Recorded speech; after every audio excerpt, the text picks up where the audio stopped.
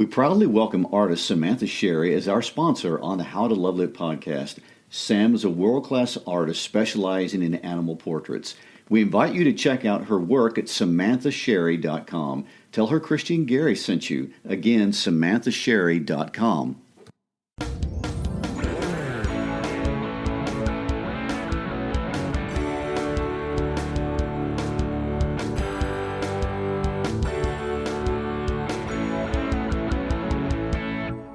Hi, I'm Christy Shriver.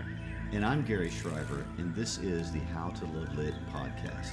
This is the podcast where, whether you're a student, teacher, or lifelong learner, we invite you to come join us on the island paradise in this week's introductory episode of Sir William Golding's Lord of the Flies.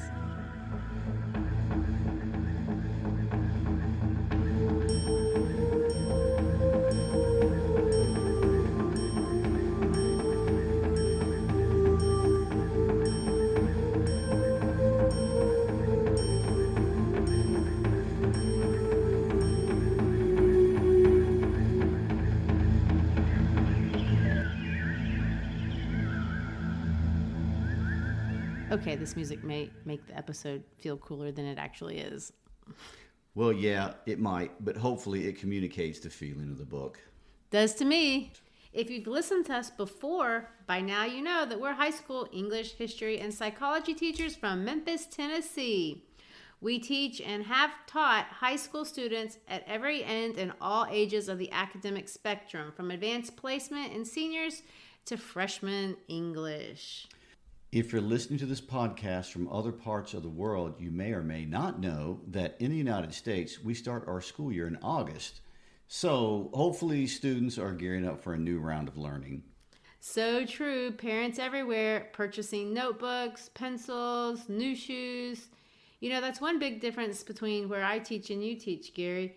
Gary teaches at a private school, and sensibly, like most schools around the world, they wear uniforms there. I love that. I love the idea of a drama-free environment. At my school, our year is consumed with endless arguments about what is appropriate or inappropriate. Too long, too short, holes in jeans, nose rings, tattoos, all of this is debated. Well, interestingly enough, I do remember those public school dramas, and it is in the world of the supposedly highly disciplined world of private school life that William Golding chooses to set up his first and most well-known novel, Lord of the Flies. Indeed, and I'm not sure we did this on purpose. Well, I know we didn't, but this is our third book in a row to be published in the 1950s. His book, or Lord of the Flies, was published in 1954. That's only 1 year after Fahrenheit 451 and only 5 years before Raisin in the Sun. However, Lord of the Flies was published, as we say, on the other side of the pond, or in plain English, Golding is British, not American. And what an interesting time to be English. Golding was born in Cornwall, England in 1911. Cornwall is in southwest England on the coast. And although not a beach destination like Florida or Rio de Janeiro or Whitehaven Beach in Australia, its coastline is full of cliffs, and parts of it experiences lots of harsh winds, while in other places there are inlets that are sheltered and even have a few beaches. And I mention this only because there's a lot of geographical description in Lord of the Flies, and parts of the description of the rougher parts of the island in Lord of the Flies feel a lot like the descriptions that we read when we read about Cornwall, England, although I've never been fortunate enough to visit. Me neither. His father was a science teacher at the Marlborough School, and Golding actually went to Oxford with the intent of studying science like his father. However, at Oxford, he got interested in literature, and of course that changed his destiny forever. He left before getting a degree, but I think years later he went back and did finish out an education degree. But getting back to your point about the water and the coastline, Golding had a lot of fascination and really a love for the water. He was a small boat sailor and almost died once boating off the Channel Islands. Most notably, though, he served in the Royal Navy during World War II and even commanded a rocket ship that operated close to the beaches on the famous D-Day invasion. Which is pretty impressive.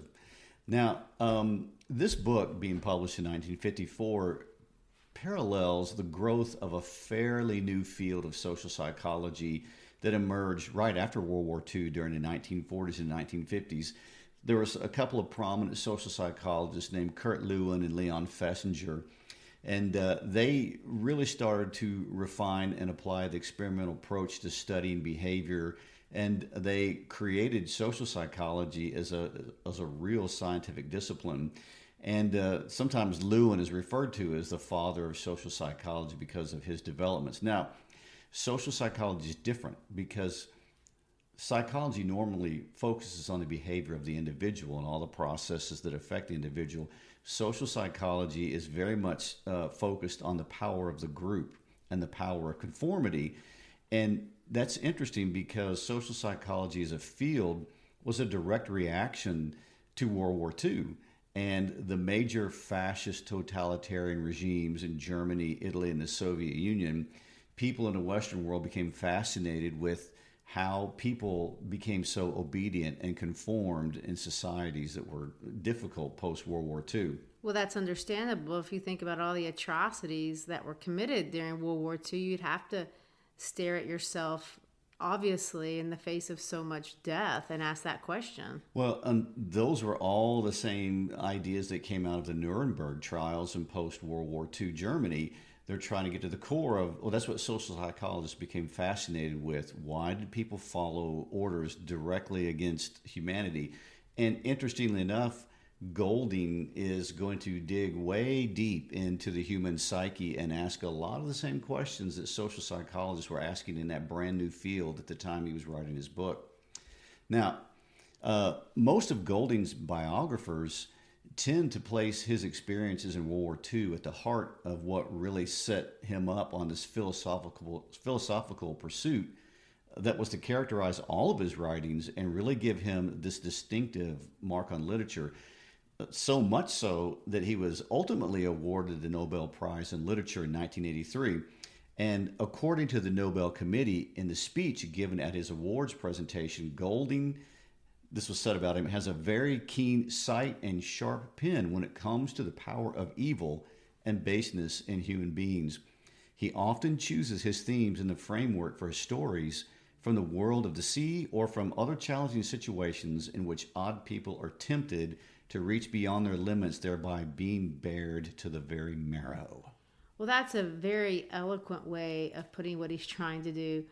Although Golding himself stated that this darkness basically defines his whole life, not just during his writing period, but he talks about being obsessed or at least being observant about this darkness at a much earlier age. When you read his biography, he reminisces about being haunted with the terror and darkness, terror and indescribable terror made objective in the cellars of his 14th century home. And of course, there was a graveyard right next door that he lived by. He strangely connects his mother's life, which she described as full of storm after the sinking of the Titanic that occurred in 1912. He also connected it to the fact that he grew up so close to Stonehenge, he felt some sort of mystery and symbolism, I guess, I don't know, pervading his very essence. Well, it sounds like it added up to a lot of anxiety in the home growing up. Or at least darkness. But I understand about those cellars. My grandmother had a basement that freaked me out kind of the same way. Yes.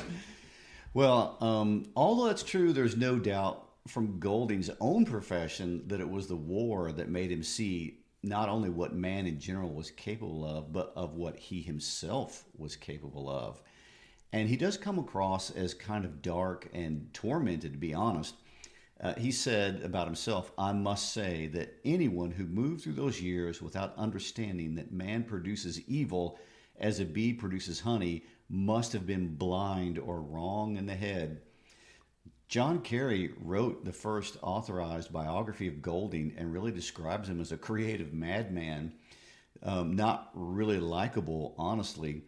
And Golding seems really open and honest about his general stodginess and his snobbery and his tormented and sometimes even abusive behaviors, it appears to me. He even relates an incident while drunk when he wakes up in the middle of the night, panicked, and in turn he dismembers a Bob Dylan puppet because he thought it was Satan. So, which is odd. I hope Bob Dylan was okay afterwards. Well, he survived and went on to win his own Nobel Prize, didn't Oh, he? yes, right. So he was afraid of the dark, and he struggled with nightmares his entire life, according to even his own daughter. So a general mess of a man.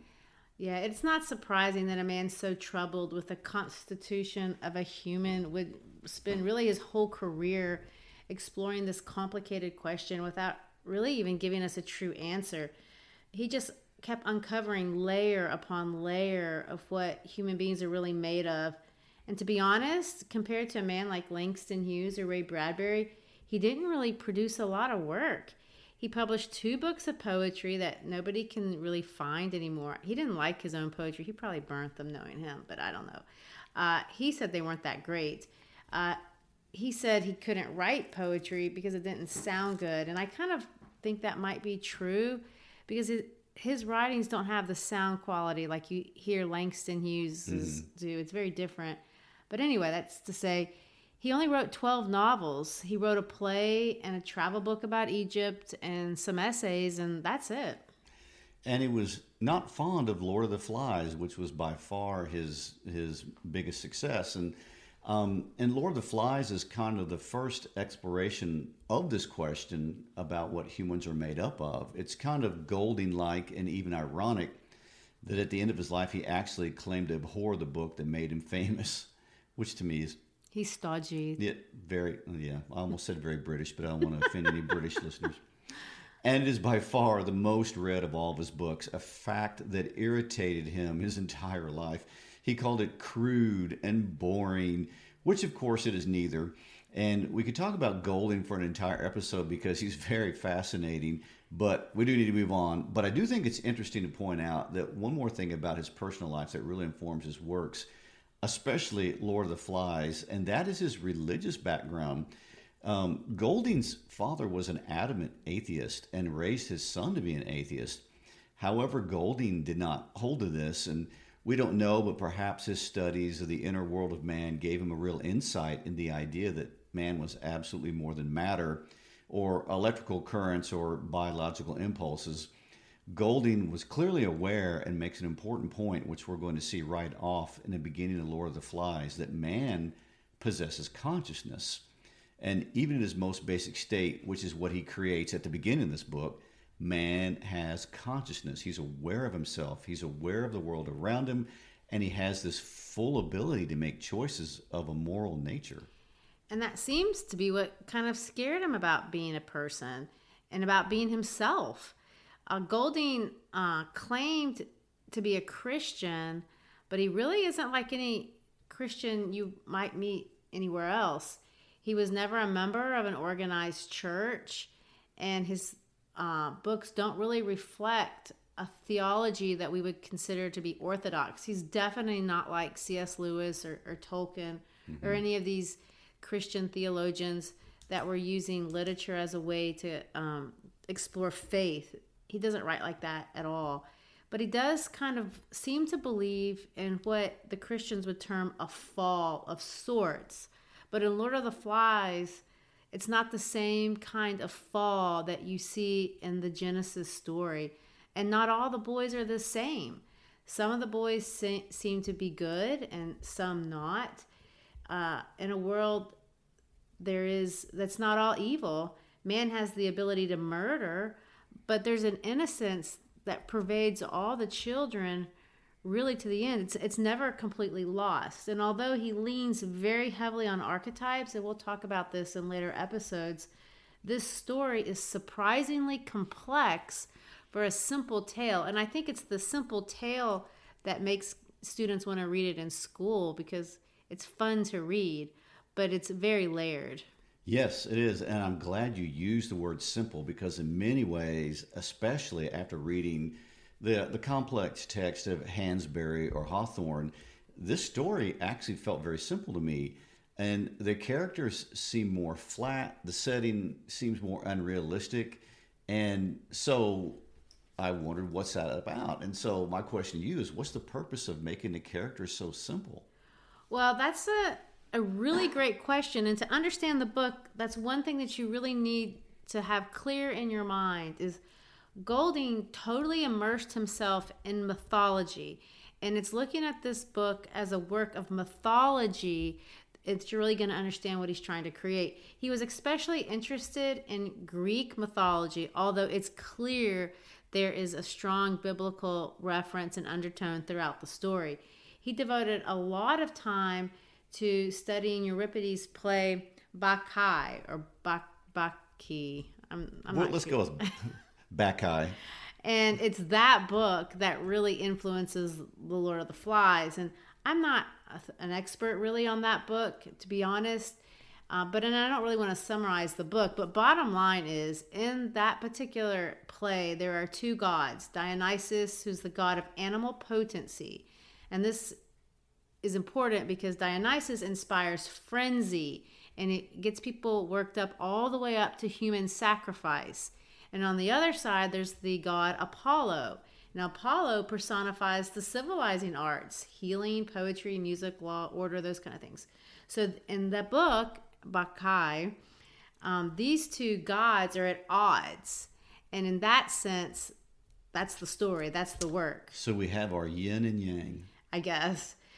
It's this dichotomy that's developed in this book in a very mythological sense. So don't read this book looking for realism. If you do, you're going to get frustrated. It kind of reminds me of, I was watching one of these movies, a 007 movie, and I said, that's so unrealistic. And the person I was sitting with is, shut up, you won't enjoy it if that's how you think. And that's the same concept. Well, I remember learning the whole concept of willing suspension of reality. And I thought, oh, okay, great concept. You had to do that. But unlike, the Bond books or the Bond movies, that their whole point is just to be so fun, he makes you suspend that kind of realism for the purpose of really getting to inner truth, which is another thing altogether. So you want to think of it as Golding as being his own writer of mythology. Think of it as the Odyssey or the Iliad. And if you do, then it'll communicate exactly what it is that he's trying to say. And really, I'm not sure he's trying to say anything. He's trying to ask some very fundamental questions, and he wants the reader to really ask those questions about himself. And I don't know, we can talk about this later, if he really ever gives us a definitive answer. All right. Having said that, is there anything else we need to talk about before we open up the book and get to page 1? Well, first of all, I want to go back to what you said about reading this as mythology. Very helpful to me to have that insight and to follow that as a rule, because again, like in my reading, I thought he spends the vast majority of his time describing the environment, and the dialogue between the characters is very direct and short and not complicated. So no, it's not nuanced. No nuances at all. You're not looking for shades of character development, and these people are simple. And to me, it's kind of like, first of all, these are children.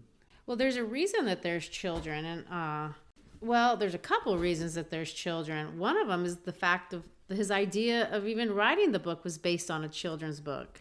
Which is very fascinating to find out that this is actually, Lord of the Flies is a parody of another children's book called The Coral Island that was published in 1857. It was a very, very popular children's classic in England.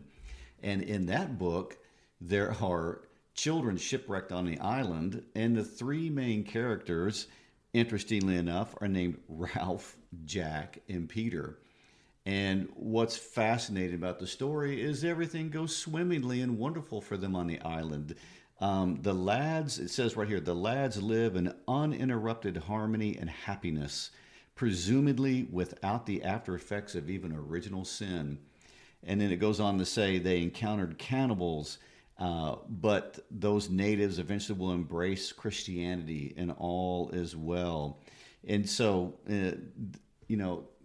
what we have now is Golding, who would read this book to students at times and with his experience of World War II, could no longer stomach the utopian view of this very fabled and loved children's book, and so Lord of the Flies is going to be a parody, and the idea of a parody is that it's an imitation. It's imitation of a deliberate style, not always used for humor though. And it's also a satire, which is designed to expose a human folly or a human vice. And so he's going to really use the book, The Coral Island, and then use that style and use parody and satire to make his point. Well, that's, I think, the obvious take. I mean, you don't write books and name the characters, the three main characters of a different book that's popular at the time without making a deliberate connection.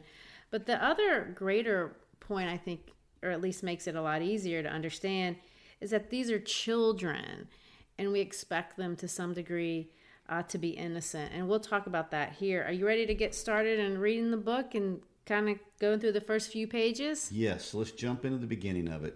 All right, I want to read just the first 4 sentences to you word for word, because he also introduces his main idea in the first 4 sentences. And please reiterate that rule for our listeners about the authors. Well, authors in general tell you the whole story in the first few sentences of their book, maybe not the plot, but what they're intending to say. And Okay.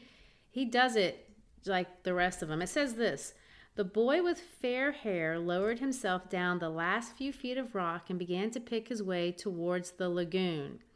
Though he had taken off his school sweater and trailed it now from one hand, his gray shirt stuck to him and his hair was plastered to his forehead. All round him, the long scar smashed into the jungle was a bath of heat. All right, here's what I want us to notice. We have a boy.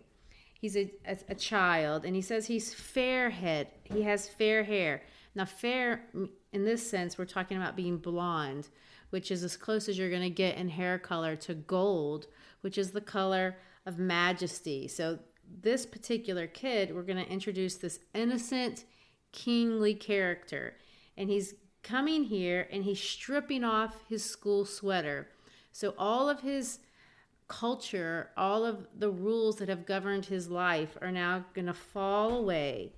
And he's being introduced into a natural environment, into a pristine environment. But there's a long scar. So the word scar really is what's supposed to catch your attention, because it doesn't make sense. When I first read this, I looked it up. It says, is there another meaning for scar than what I know? Because why would you have a scar? A scar of what? And the idea that he's trying to introduce, and this is where we're going to get our tale, is we have this beautiful, pristine location, and then man is going to be introduced. And although we think of man, in this case, even the most kingly and beautiful of us is a scar. And this scar is going to be this introduction of a rip, a crash, man entering into this environment and in some ways wrecking it. And I really think that's kind of the direction that we're supposed to go. And would there be any biblical analogy of any kind there? Well, for sure. I You mean, miss not it. just biblical, but you really can't miss it. And of course, talk about, I mean, I think it gets a little bit too much, but the description of nature, I mean, it's so colorful. You have a bird, and it's red and yellow, and it's flashing, and it's crying, and you have the pattering of rain, but it's not the cruel rain of a storm. It's the life-giving rain ching, ching, ching, of the pattering. It's not bothering them. It's soothing them almost. And of course, they have a few thorns, but it's not too terribly awful. In fact, you see words like delight and enchantment and all these.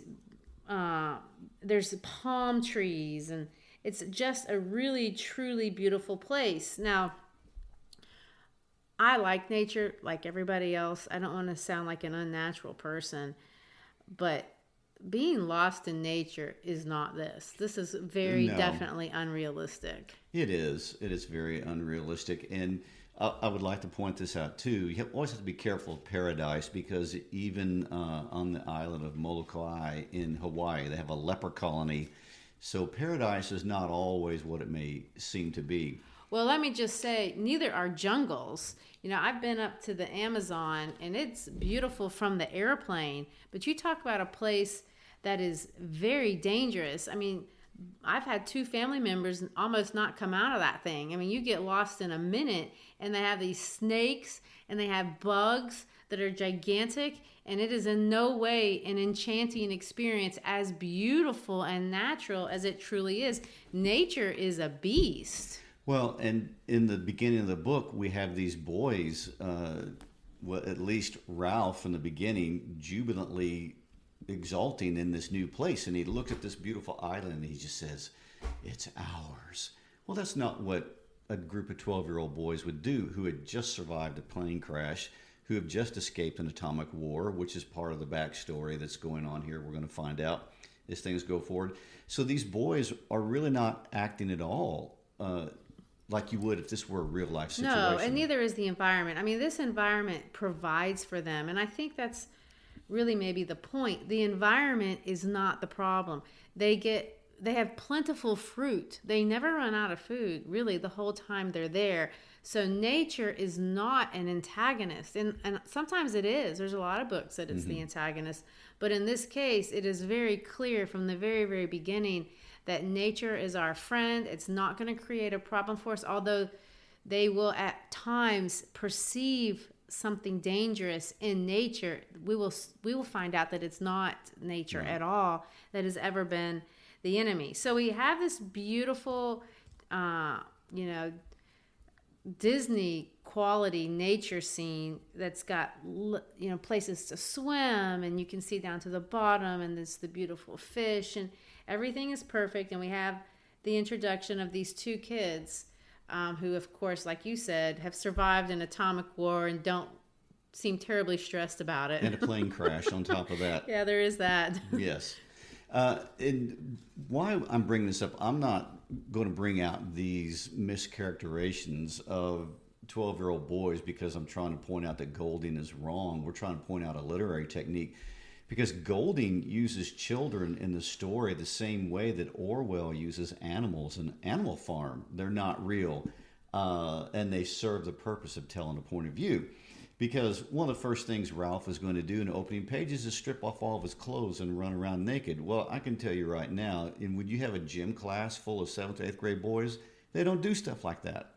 No, but the idea is they had left a very structured, law-abiding environment. So you have like the British schoolboy where everything is run in order. It's very organized. It's according to the clock.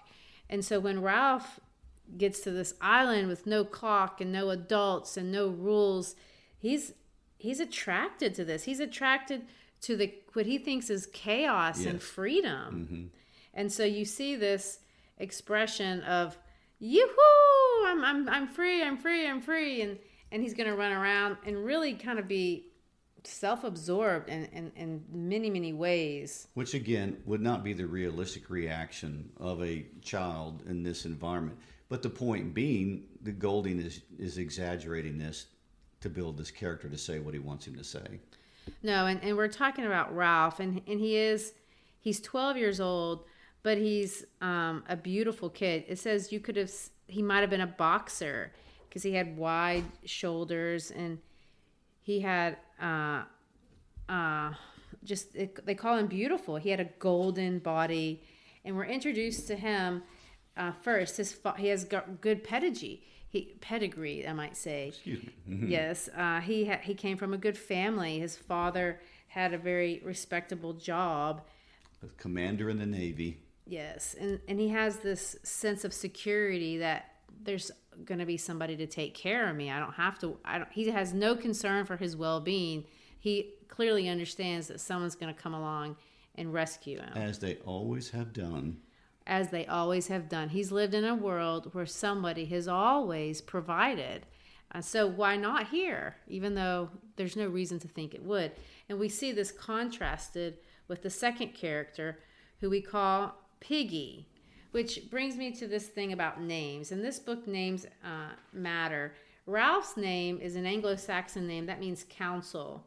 And poor Piggy, What does piggy mean? It means piggy. Oh, okay. That's not too complicated. No, but pigs are intelligent creatures.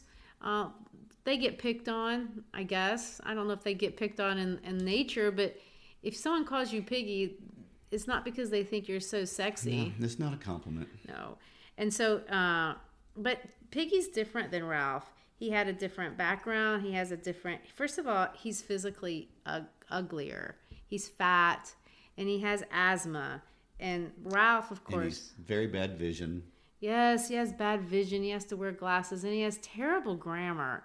So you see that he doesn't come from the social strata that Ralph does, although we don't know anything about his background except the fact that his parents had died and he was living with relatives. And so he has tragedy in his background. He has a much more realistic of what the world really is about. And it's this sense that we're going to see these two guys kind of contrast. Right. We have the innocence of Ralph, and by innocence we mean self-unawareness of how dangerous the world can be. And that's contrasted very heavily with Piggy, who has suffered a great deal and is very aware and very pragmatic. Yes, Piggy knows about, Danger. about danger, about time. Ralph doesn't even seem to think about it. I mean, he just glides in and out in this unconsciousness of this. He's not really aware of what could possibly happen. And Piggy, he says, didn't you hear what the pilot said about an atom bomb? They're all dead. He understands death. He says, nobody don't know we're here. Your dad don't know. Nobody don't know. And that's after Ralph had said, my dad will come and get us, basically. Yeah. So in this, and I don't think Ralph even heard that because he just kind of breezes on by it. And it's in that sense that they kind of start to explore the island. Okay, so having met the characters, I think that's a good spot for us to stop today. Hope you enjoyed today's introduction. And if you liked being with us, then please hit subscribe and follow us on Facebook and Instagram, and check out our website, howtolovelitpodcast.com. On our website, you'll find all kind of helpful teacher resources for the books that we're covering through this podcast. So come along for the ride. And again, please subscribe and follow us. peace out.